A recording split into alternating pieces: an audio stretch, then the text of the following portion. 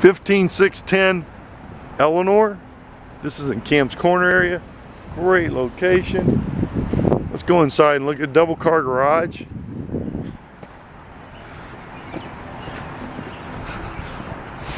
It's got siding, newer windows. So let's go inside and look at this one. This one has like a really nice extra family room in it. So you can see that. So it has a, you know, here's the newer windows, but you can see you have a lot of room here. You have a nice kitchen area here. Utility rooms right there. So there's no basement on this one. You have a nice big living room area.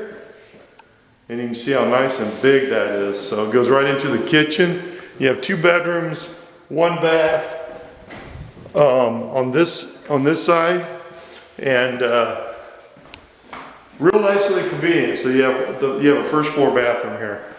It's a 4 bedroom, 1 bath.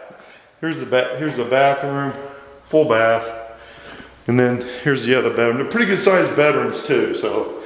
They split it up upstairs into 2 bedrooms.